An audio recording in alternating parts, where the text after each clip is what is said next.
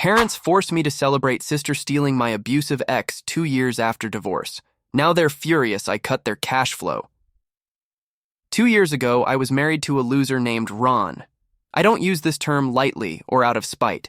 It's the only word that truly describes how toxic and draining he was as a partner. Without a doubt, he was the most emotionally, mentally, and financially exhausting person I've ever been with. The worst part is that back then, I was so blinded by love and hope that I gave him everything I had to give, and more.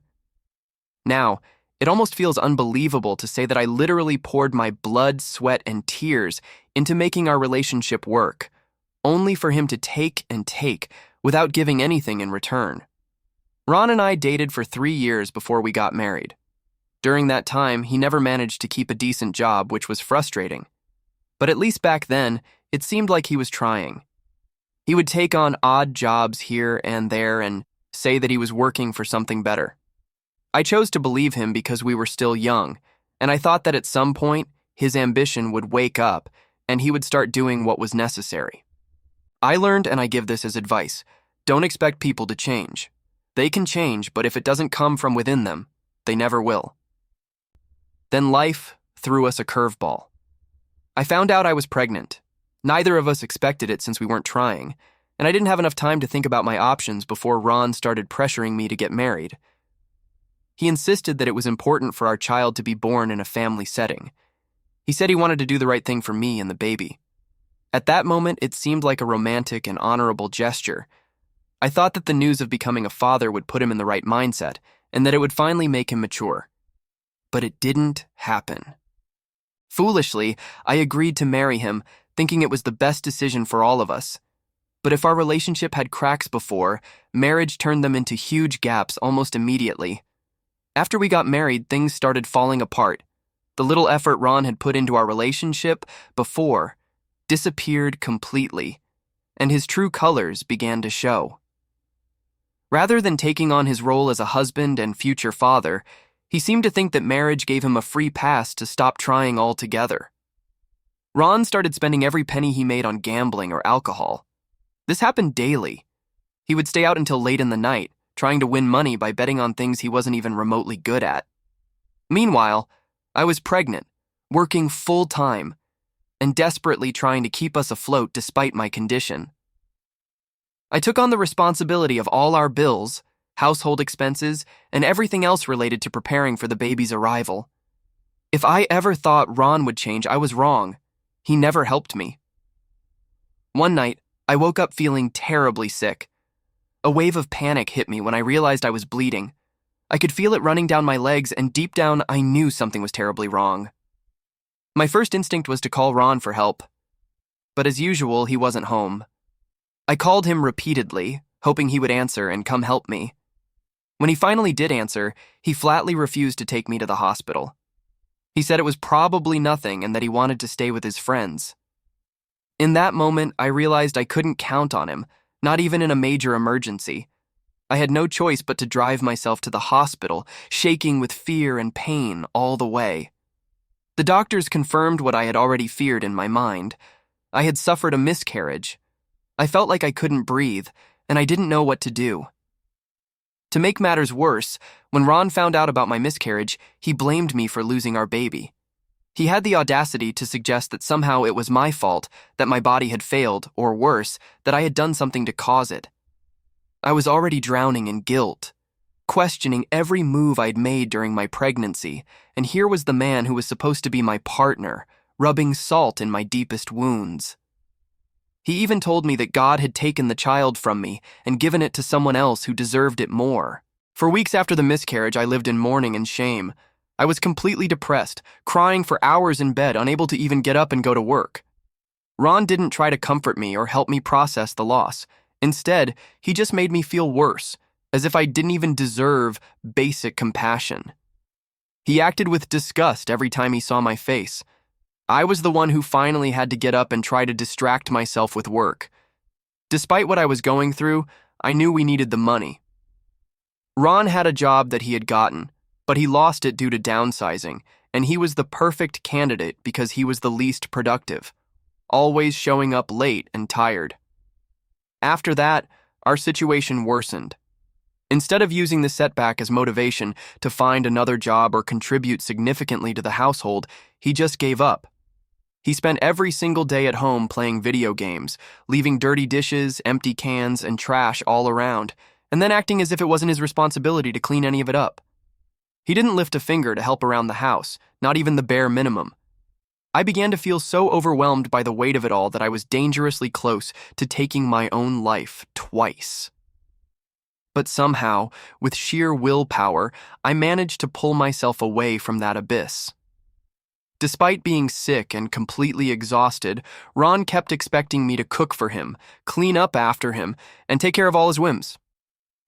No matter how tired or sick I was, he demanded everything from me while giving absolutely nothing in return. If I said anything, he treated me with indifference, or worse, he got angry with me. One day I realized that something had to change in my life. I couldn't keep living like this. I couldn't keep sacrificing myself completely. When I finally mustered the courage to ask Ron for a divorce, he became violent. He hit me very hard. As if that wasn't enough, he then took my car keys, phone, and wallet to make sure I couldn't leave the house without his permission. He threatened me, saying he would never allow me to divorce him and that I had no choice but to stay with him forever and continue paying for everything, no matter how miserable I was. But the next day, while he was asleep, I somehow escaped and called the police from a neighbor's house. Fortunately, the police arrived, and Ron was arrested. Since it was his first offense, the court ordered him to attend mandatory anger management classes, but that was it. He didn't face any jail time or significant consequences for the way he had treated me. However, this gave me grounds to divorce him. After a lot of back and forth, with him trying to delay, manipulate, and make things as difficult as possible for me, I finally got what I wanted. Our divorce was finalized. I walked away without taking a single penny from him, not because he didn't deserve to compensate me for everything that had happened, but because there was no money to take from him. As soon as everything was over, I packed up and left. Since that move, I've had no contact with Ron at all. Throughout all this, I only told my parents fragments of what was going on. At the time, I wasn't ready to share everything. Maybe I was ashamed, or maybe I didn't want to talk about it because it hurt, and I didn't want to remember it. But only after the divorce was finalized and I started to heal did I feel ready to tell them everything. When I opened up to my family about everything that had happened with Ron, they were shocked. My parents, especially, were devastated to know what I had endured completely alone. My younger sister, Karen, also seemed to sympathize. Now, 2 years have passed since my divorce, and my life has changed radically. I have a much better job than I had before. Since I now have a comfortable lifestyle, I've been able to send some money home to my parents. You see, my parents are already retired, so I want them to enjoy the rest of their lives comfortably, without any financial stress. My sister Karen still lives with our parents. She dropped out of high school and has a less than ideal track record. In many ways, she's like Ron. Although she managed to leave part of her past behind and stabilize her life to some extent, she still has a long way to go. Now she works as a waitress at a local restaurant and lives with our parents to save on rent and other expenses. I'm very aware that the money I send home helps her indirectly, and I'm okay with that. At the end of the day, they are my family, and I want them to be okay. This week, my parents called me to share some exciting news. They had discovered that my sister Karen is getting married. Since I didn't know she was dating anyone, I wasn't expecting any of this. So naturally, I asked who the lucky guy was. That's when I realized something was wrong. There was a long pause before they nervously said that they needed me to promise not to overreact when they told me more about the man. And then, they told me, Karen was going to marry my ex-husband, Ron. I asked if they were joking. My dad likes that kind of joke, so I half expected them to laugh and tell me who the real guy was. But no, they weren't joking. My mom said it was true and explained that Karen and the family had avoided telling me before because they knew it would upset me so much. Apparently, they wanted to soften the blow, waiting to give me this big news. She then continued to say that Karen and Ron had met by chance a few months ago when Ron walked into the restaurant where Karen works. What started as a casual encounter turned into a friendship. That supposed friendship quickly blossomed into a romance between them. According to my mom, it had only been a few months, but they were already completely in love with each other. Karen not only started a relationship with him, but had also decided to marry him, knowing perfectly well that he was my ex. She knew exactly what he had put me through, the man who had made my life a living hell. And now he was about to become my brother-in-law. I stayed silent on the phone while my mom kept talking, trying to convince me to accept them. She said Ron seemed to have changed after the anger management classes and that Karen believed in his ability to be a better person. Mom even mentioned how happy Karen seemed and suggested that maybe if I saw her in person, I would be more understanding. She proposed that I should try to see this as an opportunity for a fresh start for everyone involved, including Ron. But the only thing I felt was like I was going to vomit. The mere idea of Karen marrying Ron made me physically sick. I tried to argue with my mom, trying to make her understand that Karen didn't know who Ron really was. I told her that she and Dad should have made Karen see reason and protected her from someone as toxic and violent as him. To my surprise, my dad admitted that he had tried a few times, but Karen was so happy that he couldn't convince her otherwise. Then Mom dropped another bombshell. She revealed that Ron had actually met with them some time ago, and apparently during that dinner, he had fabricated a ridiculous narrative about how I was to blame for our divorce. According to Ron, I had made his life difficult and had him arrested for no reason. My mom said that it was always important to hear both sides, even though I had the police report along with photos of his abuse. Mom thought I was exaggerating and that maybe not everything had happened as I told it. My dad then intervened, asking if maybe I hadn't gotten over Ron yet. He even asked if I was still in love with him or something, which would explain why I had trouble accepting his relationship with my sister. Of course, I had moved on. But this wasn't about getting over the past. This was about my sister bringing that toxic man back into our lives and my parents acting like it wasn't a big deal. When I told my dad this, his response was infuriating. He said that if I had really moved on from everything, I shouldn't have a problem accepting their relationship. He argued that Karen and Ron were adults, and if they wanted to get married, it was their decision, not ours. According to him, I needed to stop making this about me.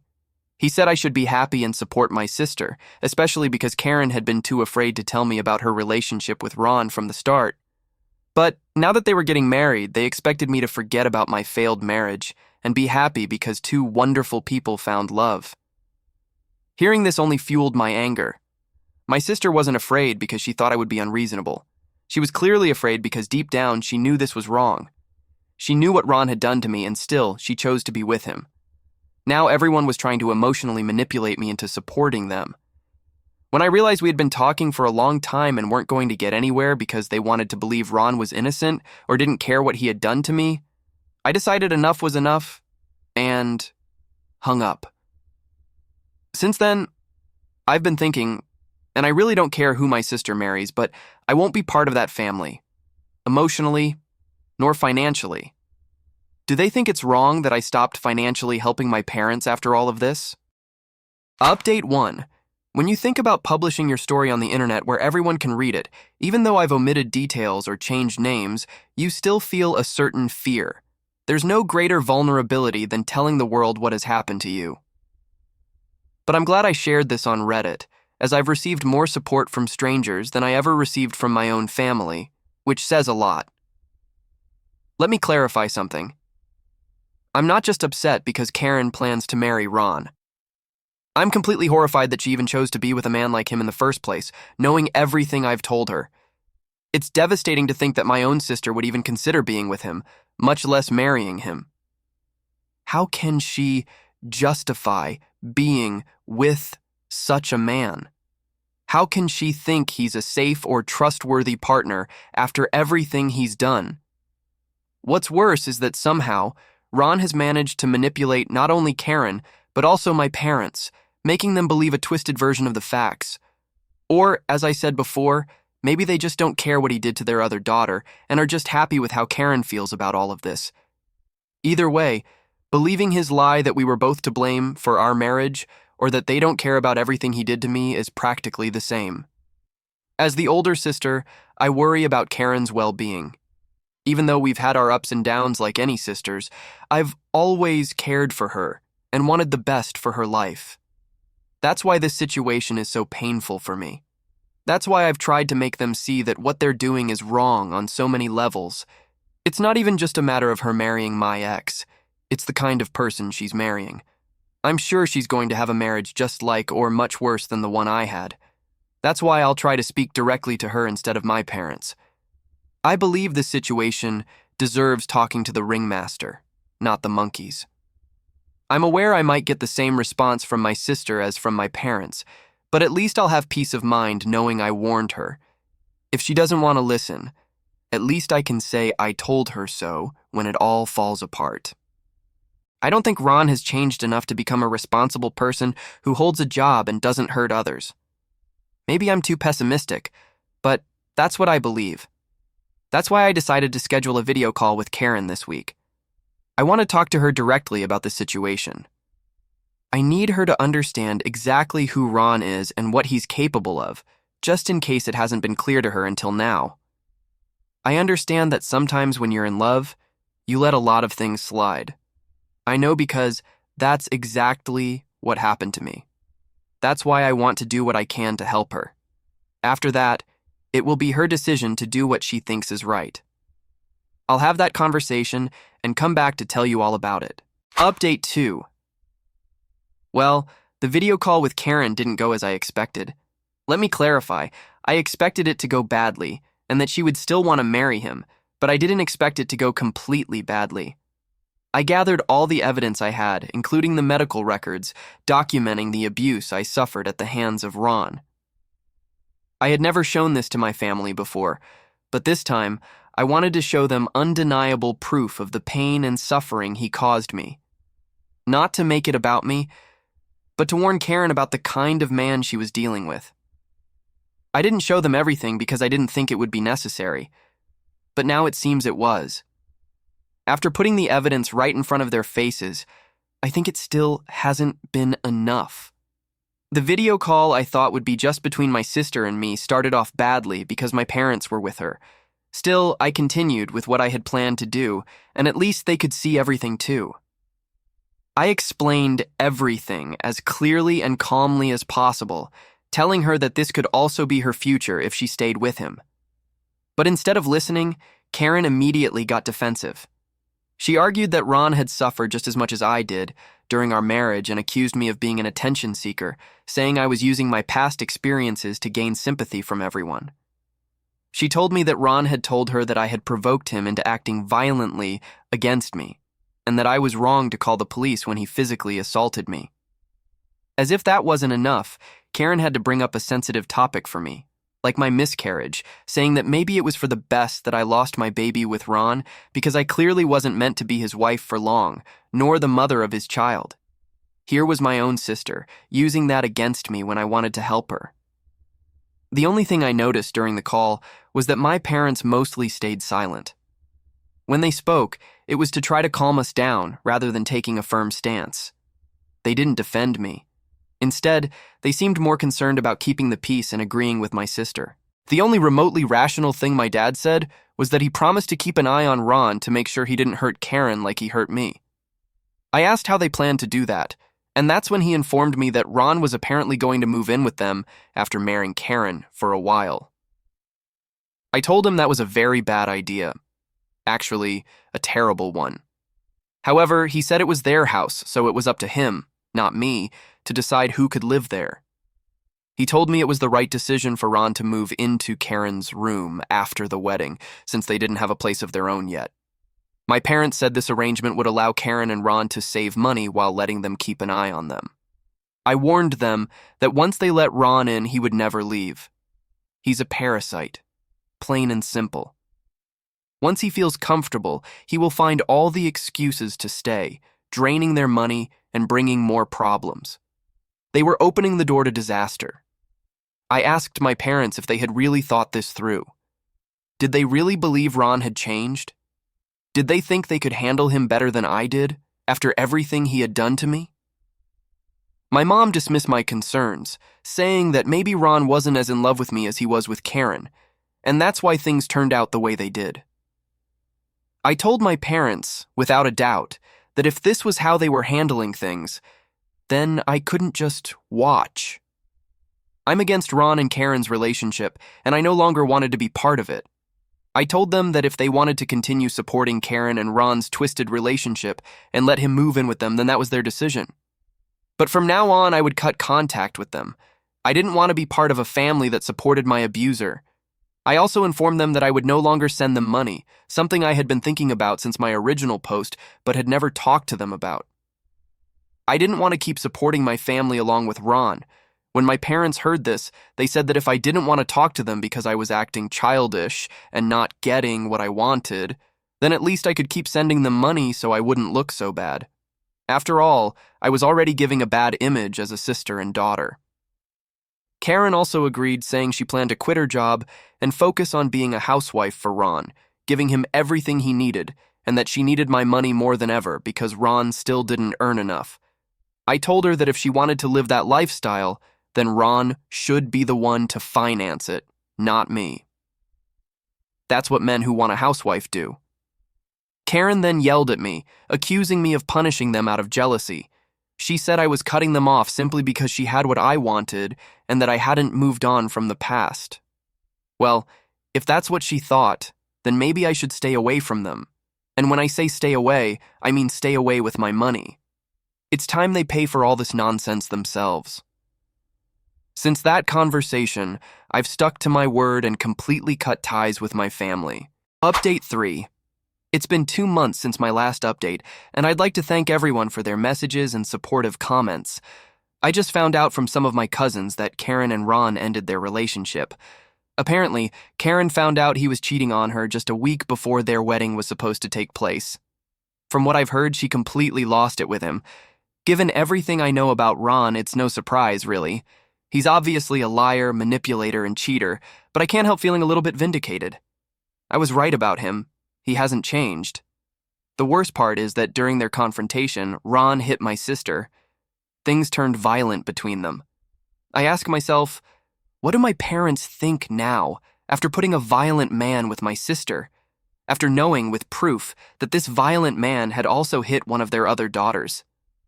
Award of the Year for the best parents, folks. Anyway, since the breakup, my parents have been doing everything they can to get in touch with me.